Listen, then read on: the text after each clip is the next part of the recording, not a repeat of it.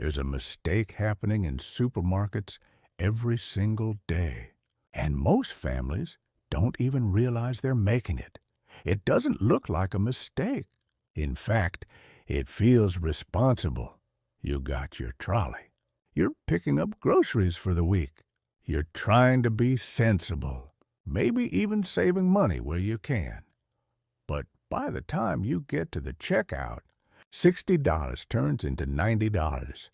$90 turns into $120. And at the end of the month, you've spent $300 more than you thought you would on food. Not because you're careless, not because you're bad with money, but because of a psychological trap that supermarkets are incredibly good at. Most people believe grocery shopping is simple. You make a list. You go to the shop. You buy what you need. You leave. End of story. But that's not what actually happens. Because grocery shopping isn't just about buying food.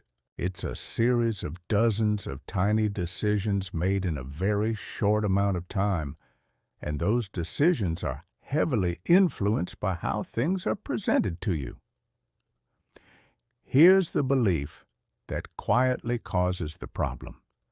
If it's a small difference, it doesn't really matter. An extra $1 here, an extra $2 there. A slightly nicer option, a slightly bigger pack. None of it feels significant. But that's exactly where the $300 mistake lies. Let's walk through a normal weekly shop. You go in planning to spend around $70. You start strong, basics, essentials, everything on your list. Then something small happens. You see a 2 for $5 deal. You only needed one, but buying 2 feels like better value, so you add it. Then you notice the premium version of something. It's only $150 more, and you think, why not? Then you grab a snack you didn't plan for, then a drink, then something for the weekend. By the time you reach the checkout, your trolley looks normal. Nothing feels excessive, but your total is now $95. That's $25 more in one shop. Multiply that across 4 weeks. That's $100. Add in 1 or 2 top-up shops during the week. Now you're looking at $200, sometimes $300 extra per month. And here's the important part. At no point did you feel like you were overspending. This is where things get interesting. There are 3 psychological forces at play here. Your brain treats small price differences as insignificant.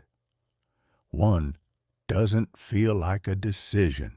$2 doesn't feel like a decision.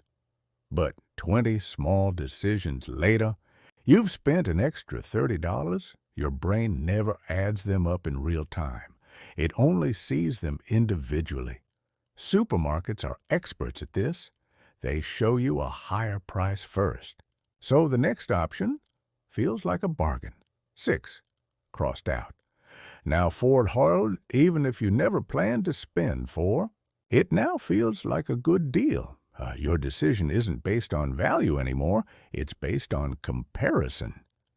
By the time you've walked through the entire shop, you've made dozens of decisions. Your brain gets tired, and when your brain is tired, it defaults to easy choices, which usually means, yeah, just throw it in. This is why most impulse spending happens at the end of the shop, not the beginning. So what's the actual mistake? It's not buying groceries. It's not even spending more than planned. It's this. You're making decisions one item at a time, instead of seeing the total impact. Every small upgrade feels harmless. But collectively, they quietly inflate your lifestyle, and this isn't just about groceries. This is the same pattern that affects subscriptions, eating out, online shopping. Delivery apps grocery shopping is just where most people first experience it. Here's the deeper truth. Money problems rarely come from one big mistake. They come from hundreds of small, reasonable decisions. That's what makes this so dangerous, because you never feel like you're doing anything wrong. You feel like you're making good choices, better quality, better deals, better options. But your brain is optimizing for comfort, not for long-term financial outcomes, and over time, that difference matters more than you think. $300 a month? That's $3,600 a year, invested over time. That could turn into tens of thousands, but instead, it disappears into slightly better versions of things you barely notice a week later. So what do you actually do about it? This isn't about extreme budgeting. It's not about cutting everything out. It's about awareness. Not a rough idea. A real number. $70, $80, whatever it is. And treat that number like a boundary, not a suggestion.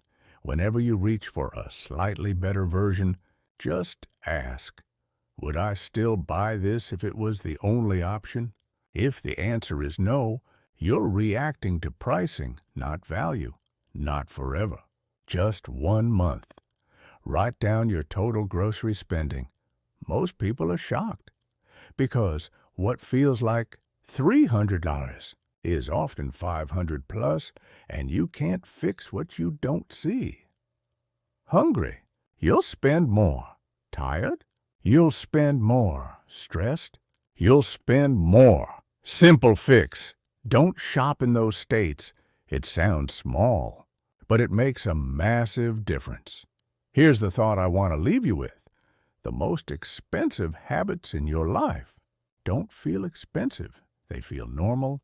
They feel small. They feel justified. They feel harmless, but repeated over time, they shape your entire financial future. That extra $300 a month?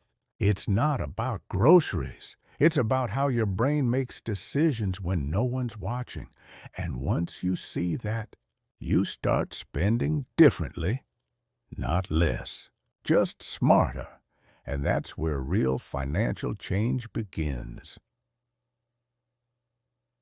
If you want more simple, eye-opening insights on how money really works, I post daily money tips like this.